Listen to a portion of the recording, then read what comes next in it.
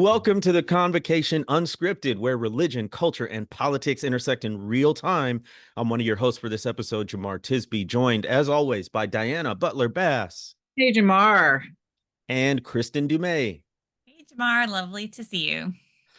Good to see you as well. And we are missing Robbie Jones, but the good news is this will be a history-heavy episode with three historians on here. Normally, we have Robbie here as our resident sociologist. We explore how religion shapes America's past and present. But there's a twist. We pick a topic. We don't know exactly what's coming. No prep, no scripts, just raw, unfiltered conversation. That's why we call it the Convocation Unscripted. And this episode is officially in session. Well, one of our conversations behind the scenes is always, how long do we keep this going? Are there certain time markers or anything? And we go back to the origin story of, yes, it was about us connecting and enjoying the connection, but also trying to interpret the times and current events as they came, trying to be your weekly dose of sanity, as we mentioned in our retreat. And with the volume and significance of current events continually happening, it looks like we've still got a lot to talk about week to week. So as we begin, the United States, or we should say Trump and his administration, or regime as I like to call it, have inserted themselves in yet another conflict in the Middle East, this time with Iran, following Israel's lead of bombing supposed nuclear sites in Iran. The U.S. did as well with a B-52 bombing. And now Trump is insisting there's a ceasefire in place, but it's brought up all kinds of issues, not just geopolitically or in international relations, but also theologically. Diana, you wrote about this.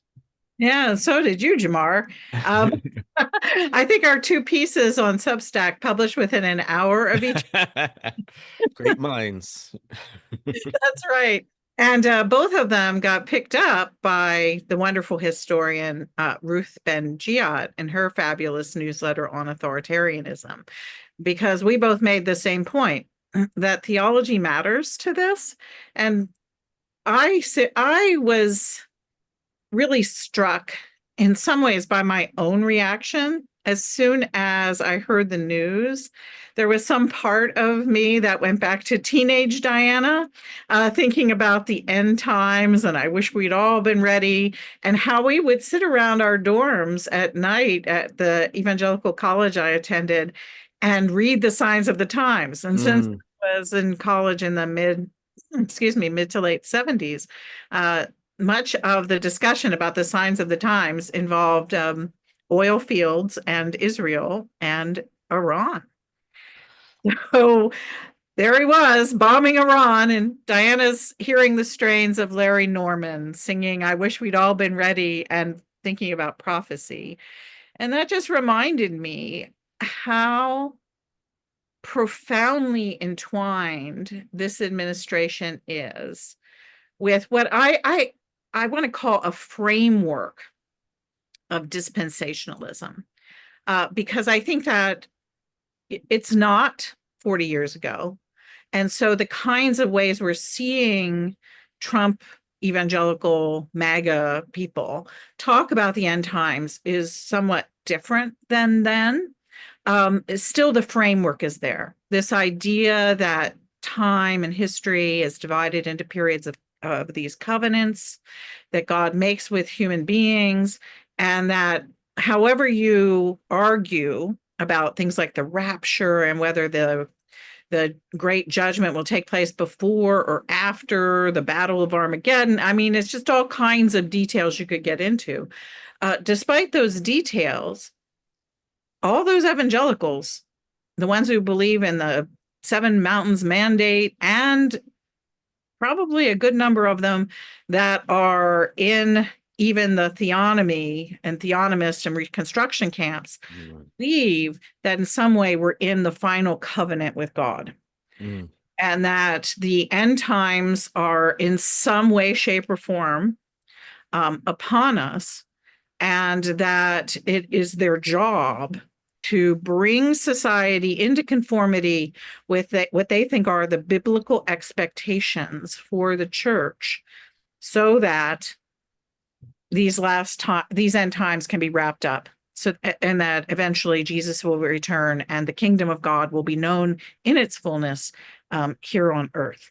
And so to neglect that apocalyptic underpinning is negligent on the part of the media.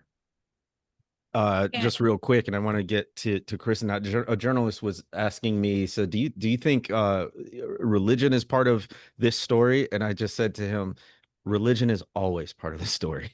So yes, Kristin, I'm curious if you came up in that milieu, like high school, college, or like was that in the air at all?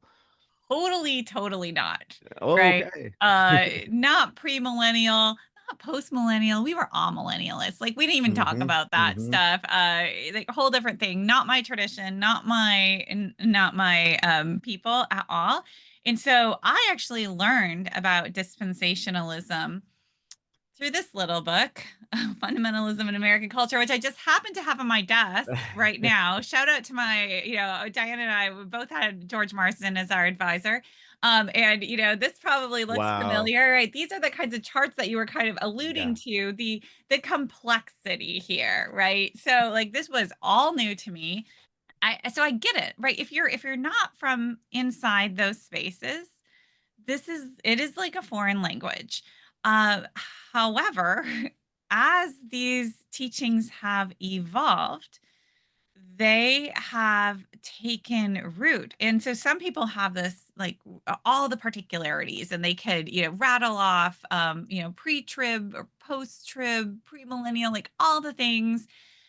But a lot of other people have just kind of absorbed this secondhand. And so, you got to be pro-Israel. Maybe not even exactly, you don't even know exactly why. Or when you're asked, I think Diana or Jemar, you wrote this really great piece too on Tucker Carlson and Mike Huckabee. And you asked, so what is, explain to me the biblical? It's like, it's not straightforward. It's really not straightforward. I'd love to have you talk more about that in just a minute, Jemar. But right, a lot of American evangelicals have just kind of taken it in secondhand. And I had a student this past year write in a research course I taught on American evangelicalism, write a paper on the treatment of Israel and Palestine in the pages of Christianity Today from its founding up to the present. What an interesting project. It was very interesting. It was illuminating in that it wasn't exactly what you would have anticipated. Certainly in the last 20 years or so, there was a lot of coverage on Christians in Palestine. And now that has, you're not hearing much about Christian Palestinians these days with the ongoing war. But another interesting thing that she observed, which I think will be of no surprise to the two of you, was the tendency for reporters to be covering kind of current events in the Middle East, but using biblical name places in the place of their actual like current, geopolitical labels. And so there was like this biblical imagination that was being imposed on current events very subtly but very effectively for their audience who knows their Bible stories. But yeah, Jemar, you had a really great piece too, and really helpful. And I'll just say, I know a number of journalists listen to this podcast, and I know a lot of journalists have a hard time feeling their way around, especially an issue this complicated. So absolutely, Diana and Jemar, check out their Substacks. It's really interesting. As you say, Kristin, this stuff is kind of just in the air, in the atmosphere of evangelicalism writ large. I remember in youth group, we weren't necessarily steeped in premillennial dispensationalism, but we were steeped in the Left Behind series. So this is 1990s, 2000s. This is a primetime youth group for me. And so we would joke about like the mark of the beast on your forehead or your hand. We would talk about like our Apache helicopters, the dragonflies or the beasts of the air that Revelation talks about. We would talk about the Antichrist and what actual literal figure it might be. So it is one of these things where it's religion is in every story, but it kind of gets sneaky because you don't necessarily use all the labels. So you don't have high schoolers in youth group walking around saying, I'm a premillennial dispensationalist, and this is how I interpret the book of Revelation or other passages having to do with Israel or the end times. That's not what's happening. But what is happening is they're reading the books, they're watching the movies, they're listening to some biblical interpretation. I did what sparked it for me, Ted Cruz. We find ourselves in strange company sometimes because the interview, Ted Cruz was being interviewed by Tucker Carlson, and none other than Tucker Carlson was holding his feet to the fire saying, you say we need to support Israel. This is exactly what Ted Cruz says. He said, the Bible says that God blesses those who bless Israel. If you want God's blessing, you have to support Israel. And then Tucker Carlson just kept pressing him on it. Like, where is this in the Bible? He couldn't say, why is this? How does this connect to U.S. International policy? He couldn't say. And so there's multiple layers here. Number one, these folks, a lot of folks, theology is a mile wide and an inch deep. You only have to go to question number 2 or 3 to see just how shallow their understanding is, to the point where Ted Cruz couldn't even cite that what he's talking about is Genesis 12, verse 3, Yahweh speaking to Abram saying, those who bless you will be blessed, those who curse you will be cursed. This is in the context of God blessing him with descendants and growing what would become Israel. And so he couldn't name that. He couldn't name that context, nor could he attach it to U.S.-Israel foreign relations. But then it's this also idea of a kind of literal interpretation of biblical prophecy. One of the fundamental issues is interpreting Israel of the Hebrew Bible with the modern state of Israel established in 1948 and saying that, well, because the Bible says blessing and curses and all that, and it uses the same word Israel, well, then the United States, as a good Christian nation, supposedly, must support Israel in its political and military aspirations. So that goes to, remember when they moved the U.S. embassy from Tel Aviv to Jerusalem? Diana, you wrote about that when it happened. Now it's the last thing I'll say, because there's so much to discuss. It's not just evangelicals. This has really strong support and is spread through Pentecostal and charismatic traditions as well. And so, again, religion is part of every story, but you won't see it if you're not a little bit conversant. You know, that's one of the pieces, Jemar, that is interesting to me, and I'm sure that Kristin has probably asked herself these questions too, is that chart that she held up. I did go to a church when I was a teenager with that chart hanging on walls around the church, not in the sanctuary, but in the hall to the sanctuary, in the adult ed classrooms. That chart was very familiar to me. We'd study it. And I went, the church that I attended as a teenager, all of the pastors at the church were graduates of Dallas Theological Seminary, which is the seminary in the United States that in the 1970s was the primary theological institution teaching that chart. So I knew it backwards and forwards. And what I also knew is that people in our church who were dyed in the wool, we liked calling ourselves evangelicals, but we were right on that line between fundamentalism and evangelicalism. Those folks, we didn't like Pentecostals. And so, you know, we would look at Pentecostals and say, they don't really understand this. It was for us, it was much more of a sort of a covenantal, almost a kind of what I would call soft Calvinist interpretation of unfolding of history. And so, you know, it took a while for the transmission of these ideas to make it from this origin place of this very kind of soft Calvinist covenantal theology over into Pentecostalism. And that was happening when you, I think, were first encountering all of this. And it was happening through largely cultural transmission. So it wasn't really happening because of the charts hanging in churches. It was happening because Pentecostals were watching those same movies you were. Yeah, one of the other ones we should mention is Hal Lindsey's late great Planet Earth. Huge, huge, huge. That was one of the best-selling books of the 1970s, right? Along with Chariots of God, the Gods. I once wrote an essay comparing Chariots of Gods to Chariots of the Gods, which is the ancient alien theory, to the late great Planet Earth. That was one of the most fun things I've ever written. Well, and as you mentioned, the LaHaye books, right? The Yes. Left Behind series, right? I read some millions of upon those. millions. Yeah. Now I read the yeah. We're talking again. I don't think people from outside the subculture appreciate when we say like everybody was reading it. We're talking about tens of millions of people reading these books, reading these novels, and then context matters, right? So when I read one or two of the Left Behind series, I read it as a work of pure fiction.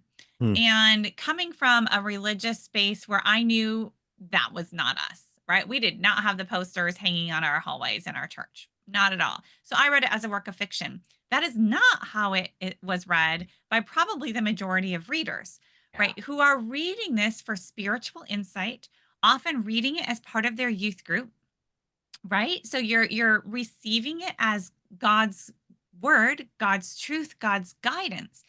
So again, I don't think people from outside these spaces can fully comprehend just how pervasive this teaching has been and how deeply rooted. And then it shapes your kind of orientation. I will say that the most influential book that I read as a young Christian, right, growing up, in a somewhat isolated space, so definitely not ground zero evangelicalism, was a pro-Zionist novel that was sold at Christian bookstores called Vienna Prelude by Bodhi Thane, I think is how you pronounce the name. You can look it up.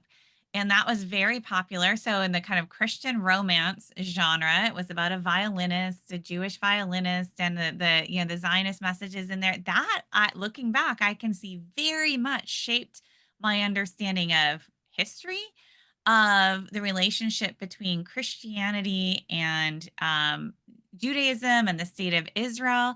And I read it as a work of fiction. And yet, it was one of the first books I kind of read on these issues because it was a work of fiction. And so powerful, the theological shaping formation that happens in the popular culture spaces.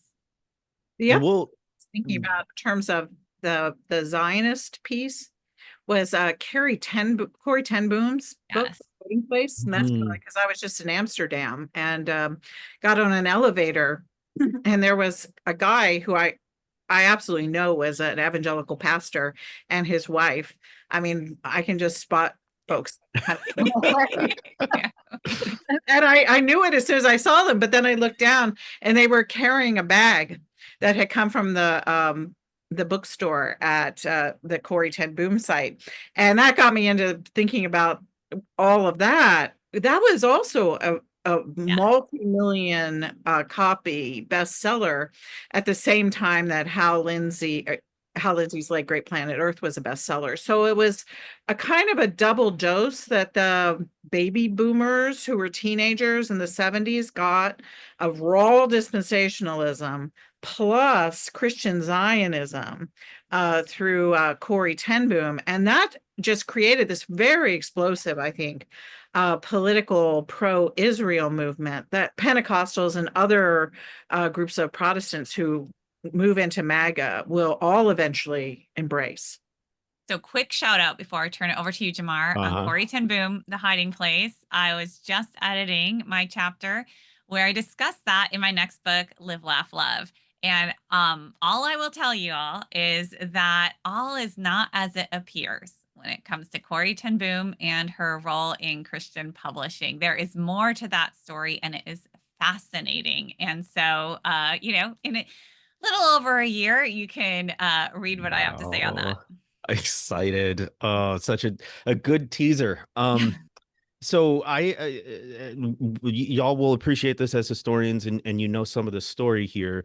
Went back and looked at some of the origins of what we're calling premillennial dispensationalism, and of course that starts to come to prominence through some folks in the 19th century, especially John Nelson Darby. And then, even more prominently in terms of its spread, Cyrus I. Scofield and the Scofield Reference Bible. So I was doing a little research on that, and the Scofield Bible, which was published by Oxford University Press, first in 1909, and then again a revised version in 1917. This was one of the first Bibles that had commentary embedded within the Bible. So you didn't have to go to a separate book, a separate set of commentaries to get some statements on the scripture. But is also one of the first that had biblical references. So if, in Luke chapter 4, when Jesus unrolls the scroll, there's a cross reference there to Isaiah 61. So it's commonplace now, but in the early 1900s it was new, and so that was one of the reasons why it was so popular.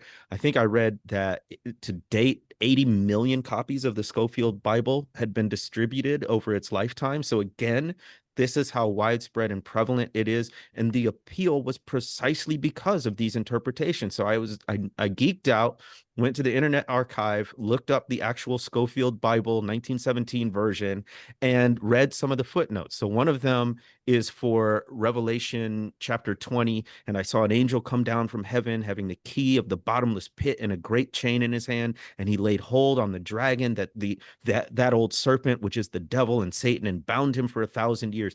That's the millennium, the 1,000 years, right? But then there's reference to that and talks about Armageddon. And it connects. Armageddon is the ancient hill and valley in Megiddo, west of the Jordan, in the plain of Jezreel, is appointed the place for the beginning of the great battle, in which the Lord at his coming in glory will deliver the Jewish remnant besieged by the Gentile world powers under the beast and false prophet. Goes on and on and on. So you can imagine how people just ate up this interpretation. And since it's embedded within the Bible as commentary, it seems like, well, this is holy, inspired, divine, infallible, prophetic, all of that stuff. And that, you trace the path, and it leads to this uncritical support of the modern state of Israel, because what people think is happening is, if one, Israel has to become ascendant again. There has to be a mass return of the Jewish people to the state of Israel.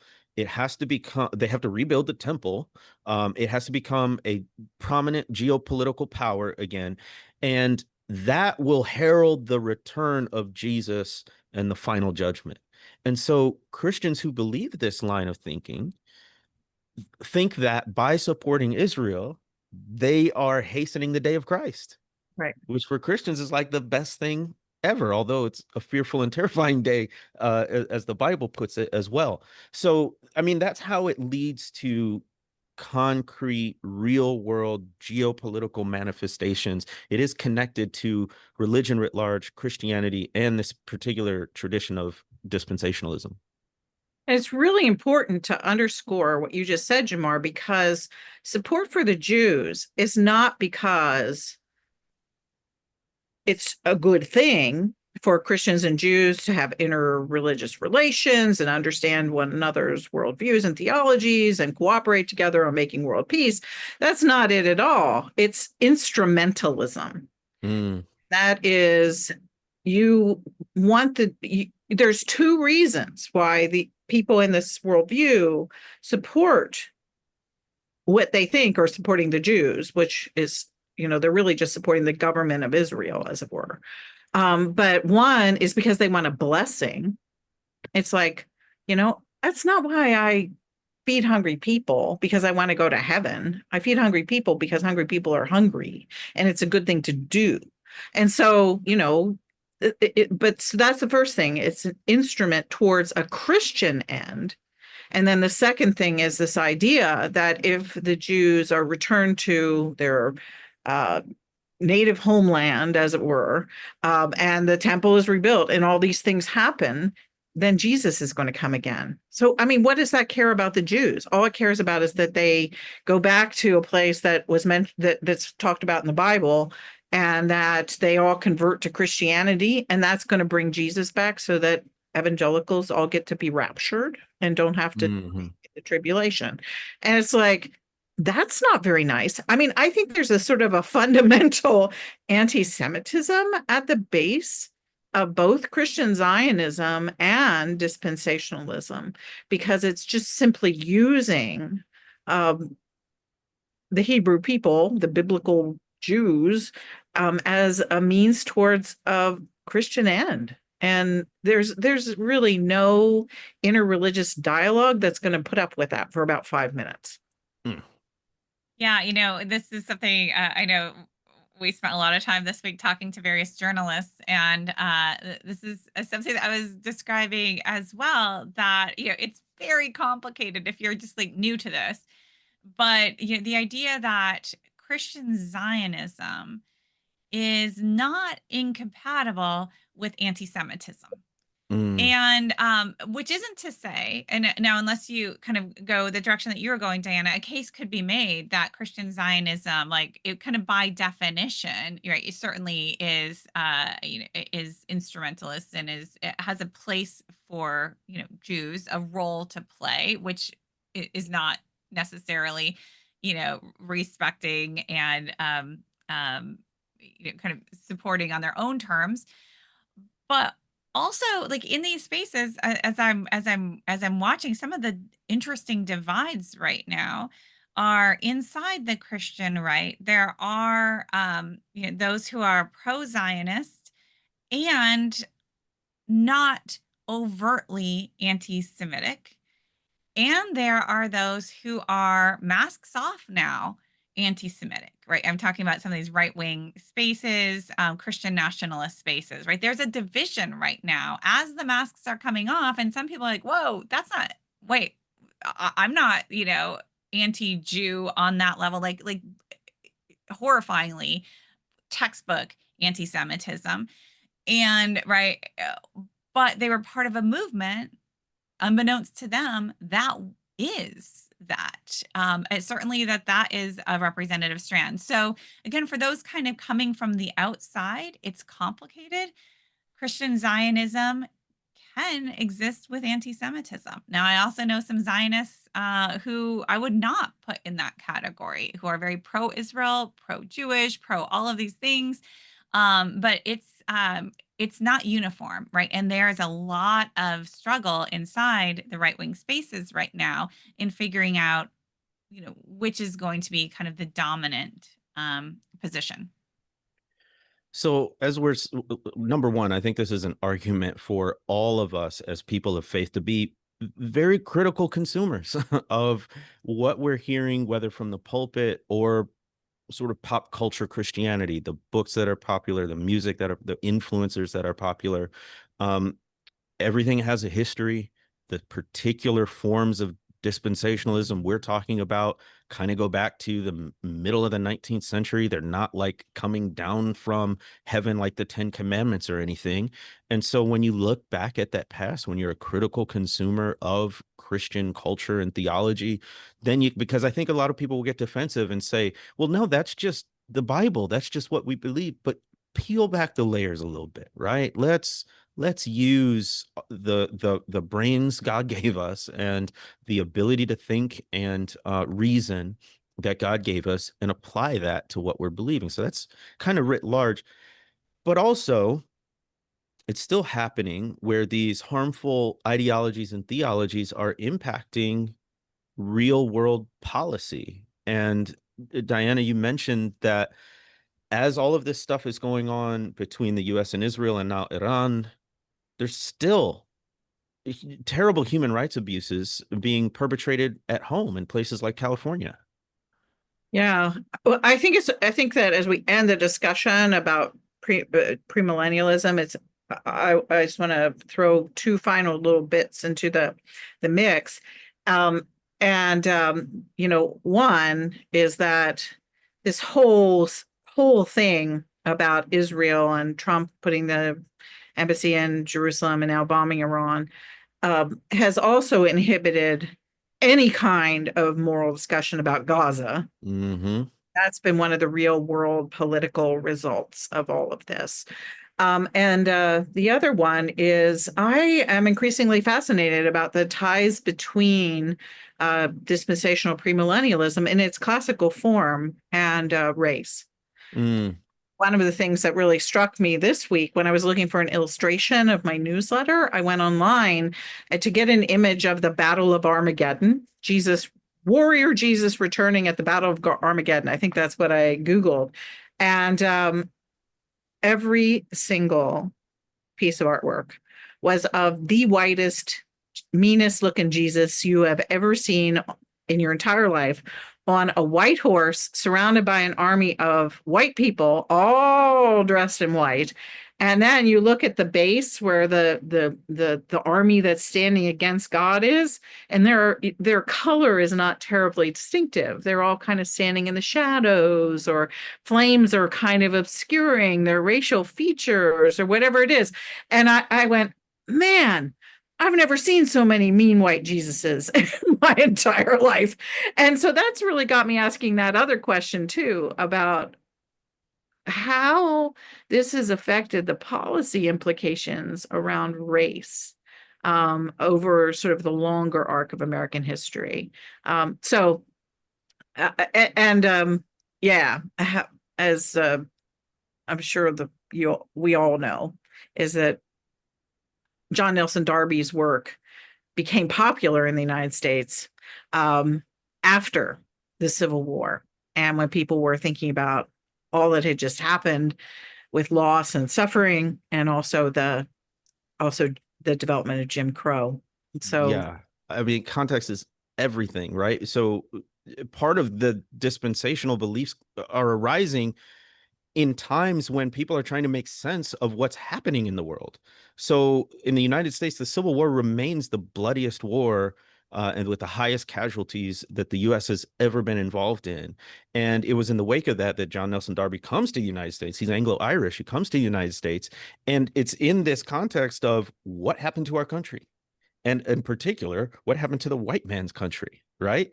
And a lot of the Schofield publishes his revision right in the shadow of World War I, where we've never seen global war on this scale before. And people are saying, well, is this the Armageddon?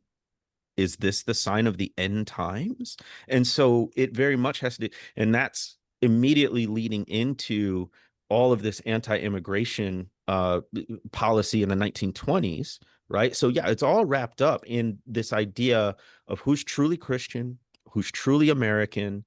And I would say some of that goes into immigration stances today, and how, quote unquote, protecting borders is also part of maintaining a Christian country and protecting against cultural degradation, so-called, from un-American forces or others who all almost invariably happen to be Black or brown people or other categories of LGBTQ, progressive, whatever it might be.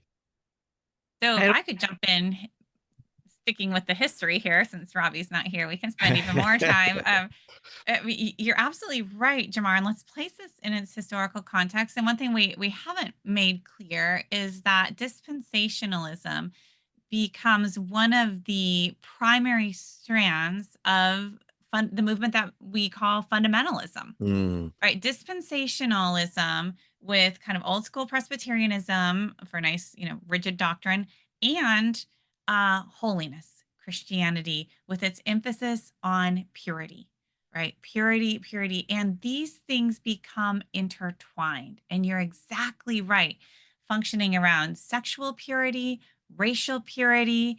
And I mean, if you look at the history of 20th century fundamentalism, conservative evangelicalism, right, you can just see these themes. And what we do as historians is, ultimately, end of the day, now Diane is a little bit different. You do a lot of preaching. I guess Jemar, you do some preaching too. But we're not saying this is God's truth, right?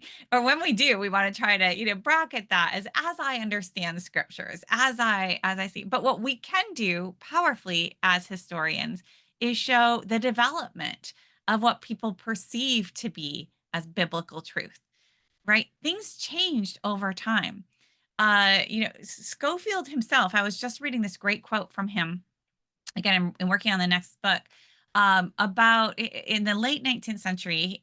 He said that more has been written. This was at the very end of the 19th century on the Holy Spirit in the last 2 decades than in the entire swath of Christian history. Right. And that is just this stunning in that on writing on the Holy Spirit, right? That is reflected in the holiness movement, and the holiness movement branches off into various strands, including Pentecostalism, right? And so, like, again, church history, there's a lot going on there.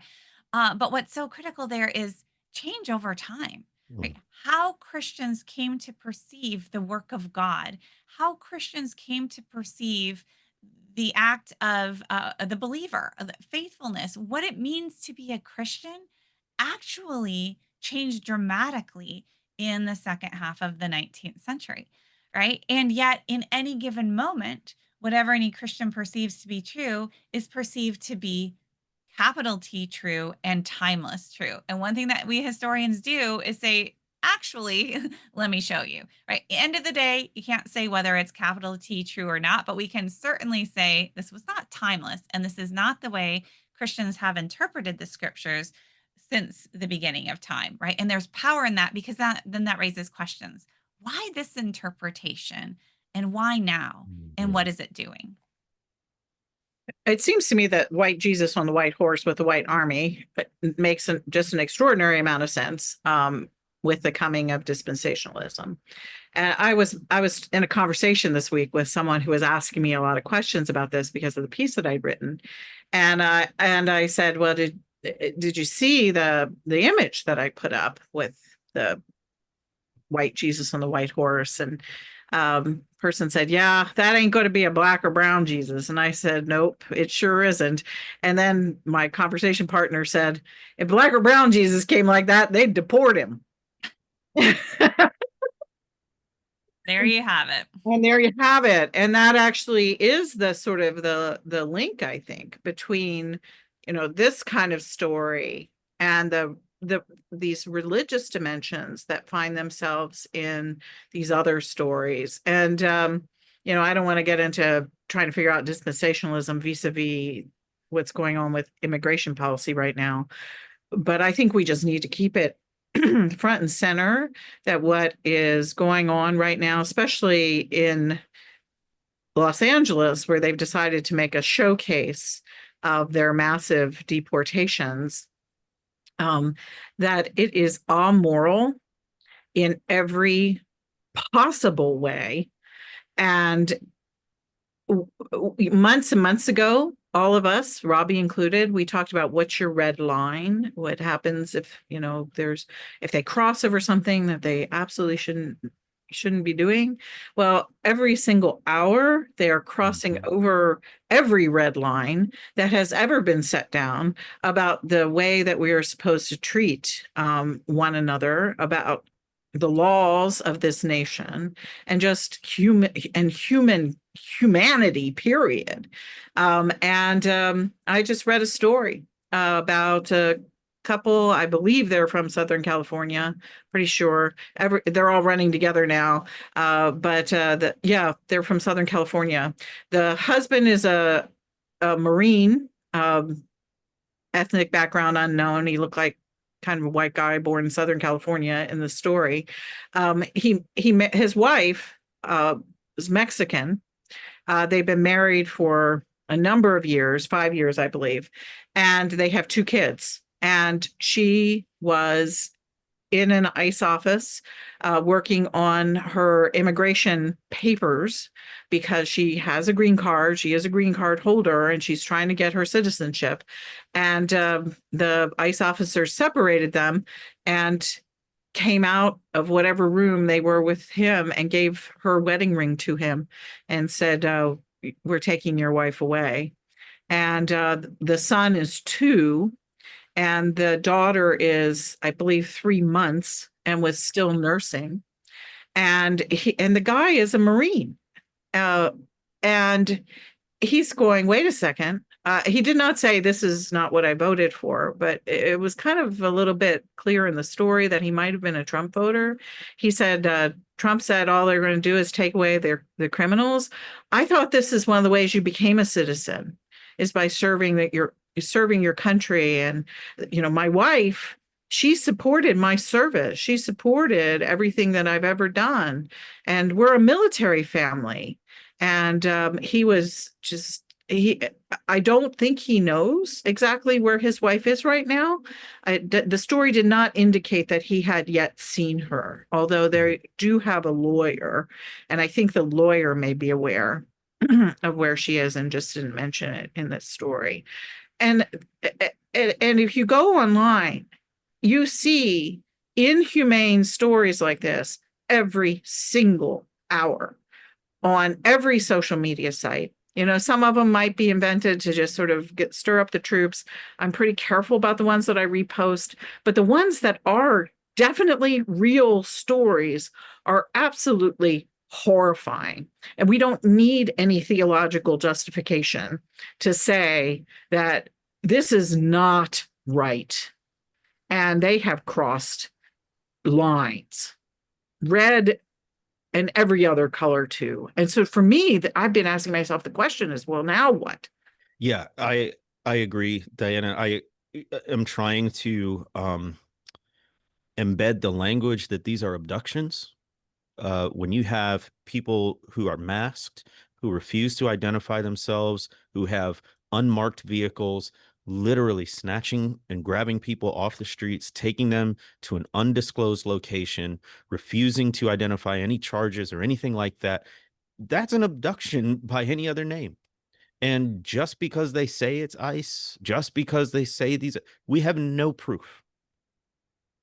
And there's a real negative history in the US of masked vigilantes doing what they do under anonymity and for specious reasons, often connected to race. These are abductions. And we just had a Supreme Court ruling where the conservative justices ruled 6-3 that the Trump regime could take these folks who have been abducted and ship them to different countries. I think in the specific ruling, it was the nation of Sudan, where they're not from. So I have seen online the chatter that these can't be classified as deportations because you're not sending them back to their home country. This is just incarceration. This is just detention. And that to me is a glaring red light. And a lot of people have said that Trump's actions in Iran, certainly his own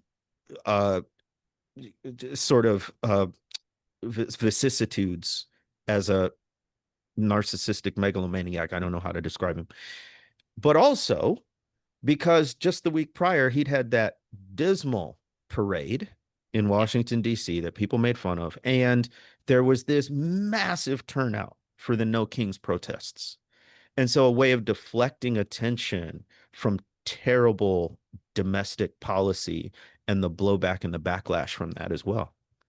Hugely important there, right? I was reading something by Timothy Snyder, reminder that yes, foreign policy of this sort is always also about domestic politics, right? And we know what's been going on here. And can we just pause for a moment? We got into the dispensationalism and the religious framing, but can we just say how stunning the entire kind of bombing of Iran episode was from start to, well, I guess we're not even finished yet. The lies, the, not involving Congress, not even notifying Democrats in Yeah. Congress, and claiming that mission accomplished essentially, and no, it did not. Maybe delayed the nuclear program for a few months, best case scenario. At what cost? Right, massive cost, and very little context about Trump pulling out of the agreement with Iran that Obama had established to prevent the development of nuclear weapons, which by all verified accounts that I have read was working at the time. Trump destroys that for reasons we can only, imagine. And then wants to be the hero by pretending to save the day when he doesn't. And this is just, again, as a historian, just pause here and appreciate this catastrophic foreign policy. It's not even policy, whatever it is, chaos, unprecedented. And here we are kind of moving on. Next day is going to bring another new horror. It just feels like in my lifetime, utterly unprecedented. This is one of the things I was most dreading about the Trump presidency, is the mental and emotional exhaustion from constant chaos. You want boring politicians because it means they've got their head down doing their jobs. Whether you agree or disagree with their policies, they're not trying to burn it down. But this is it's wreaking havoc on us, not just politically, not just as a democracy, but as human beings who constantly have to keep up, not just with new stuff, but new, fresh horrors, human rights abuses, inhumanity, all of those things. And that was one of the things I was just most dreading when we found the results in November. It was just like, here we go again, where you're almost just drawn to the news because it's never ending fresh hell that you don't want to pay. You've got to modulate and moderate, but at the same time, it's significant. It has human impact. There's a certain level of responsibility that we have to have as responsible participants in this democracy. But oh my goodness, it's exhausting. Sorry, Diana, what were you going to say? Oh, I was just joining the chorus. And that my note would be, it's always been part of the intention. We all said that at the beginning when we pointed out Russ Vought way back at the beginning, saying that the plan was to traumatize people.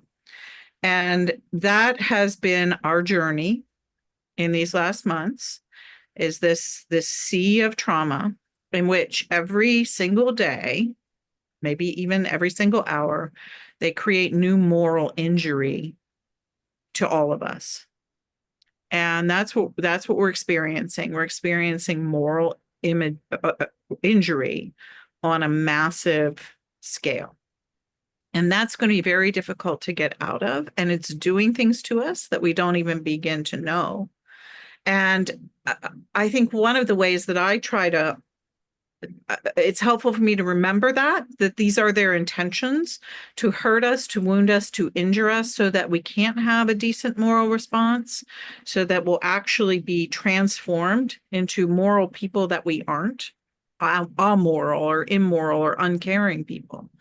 So I hold that in mind. And the other thing I try to do in order to step aside from it all is to remember to look for all of the links. Is that it's not just one bomb of moral injury or this bomb of moral injury, but things are really deeply connected. And so here we are, we're talking about this wacky subject of Christian Zionism and premillennialism, and then Iran and immigration. These things are tied together. And I was really struck this afternoon by a tie. And once in a while, they'll confess it on social media. And I saw two confessions of where the moral injury is intended to be directed right now. One was from Stephen Miller, who said, in response to the election of Zohran Mamdani as the Democratic candidate for mayor of New York in the primary yesterday, he said, "This is what happens when you allow immigrants into your country." And this loosely means a Muslim who is also a socialist. And Mamdani is a democratic socialist in the same way Bernie Sanders or Alexandria Ocasio-Cortez is. It's a legitimate sort of part, a very liberal part of the Democratic Party. And the other piece is that several MAGA organizations now are calling for Mamdani to be denaturalized and deported. And so there it was right there in those two sorts of, not tweets, I saw them on BlueSky, posts or skeets or whatever you want to call them. What the intent of all this moral injury is to damage us through all of these interlocking events, to hate our neighbor and to refuse to stand for a different and inclusive vision of what America should be. And we're connected. I just have to say, Diana, so I did not grow up in the dispensationalist spaces at all. So I always thought that all of the, the rapture and the prophecies and all the details, that just felt really cartoonish to me. I confess that in recent months, I have felt, like kind of the little memory jogged of some of the things, the mark of the beast, the Antichrist, all of the things that were foretold. And I'm like, my goodness, guys, like if you're looking for it, I, like we've got all the over the top Christian nationalists, golden Trump statues that people are figuratively, if not also literally bowing down to, kissing the ring, all of this. I'm like, doesn't this kind of check a lot of boxes here? And yet, like, you're the ones rushing to this. I don't know. It just seems really stunning to me. Because if I were into that kind of stuff, I don't know. I think I'd look a little closer to home. Right. They're looking on the wrong side here. They need to look at their political savior here. Absolutely. And I'm glad you mentioned Zohran Mamdani. It's just, we've been talking a lot about, like, where are the Democrats? What are they doing? Well, here's an example. He's only 33 years old, which is kind of mind-boggling. Like, I'm thinking what I'm doing at 33 and how far I would have been from any mindset or a skill set of running for mayor of the largest city in the country. But ran on an unabashedly progressive platform. Unabashed. His slogan was afford to live, afford to dream.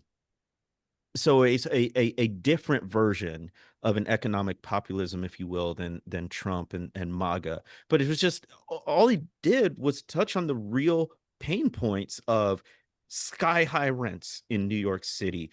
You can't have a regular 40-hour-a-week job and afford to live. You've got to do something extraordinary or cut back on very basic food, housing, shelter kind of things. And he's running on, free city buses and just regular everyday kitchen table bread and butter issues. He's not backing down. He doesn't back down to bad faith attempts to mischaracterize him, demonize him because of his religion, skin color, country of origin, any of that. He takes it head on, and it worked. It worked in a city like New York City, and I dare say it would work elsewhere as well. And it's just, now New York City's ranked choice voting. This was the first round of counts. There's going to be other rounds, but Andrew Cuomo, who was sort of former governor, disgraced, right? But also came back and had the establishment, 100% name recognition, major endorsements, people like Bill Clinton and the old sort of Democratic establishment, buckets of money. Michael Bloomberg contributed. And this dude was polling, Mamdani at the beginning of the campaign was polling at 1% and came roaring through with these brilliant campaign ads, brilliant social media strategy, just mastered new media on a level that we wish the Democratic establishment would even try to, right? And this is, this is what happened. And so I just, whether one agrees with his policies or not, it is a different vision of A, what a Democrat can be and stand for, and B, how they can run a campaign. So for that alone, I think it's significant and something we should be paying attention to. And it's a gorgeous reminder of our humanity. I mean, I think that it stands in such stark contrast to what we've been talking about, because of what he embodies, and then also what he was saying, is that we can be fully human. You can have a decent moral life. You can have a good life. And you don't have to sacrifice yourself to billionaires or to racism or any of these other things in order for you to get ahead. We can all move ahead together. And that is, I mean, who doesn't, I mean, I know there are people in America who don't like that, but boy, I'm on that bus. I'm on that bus. I think Jesus is on that bus. Certainly more than any alternative we've seen. So yeah, look, there's always something new happening. We hope we're able to contextualize it a bit, or at least be frustrated together. So that's what we're here for. We thank you so much, and on behalf of me and my co-hosts, thank you for joining this episode of the Convocation Unscripted. Y'all, you are missing out if you're not subscribed to our Substack, convocation.substack.com, as well as our individual Substacks, where we talk about things like premillennial dispensationalism and international policy. So be sure to subscribe to that, spread the word, and we'll see you soon at the next Convocation.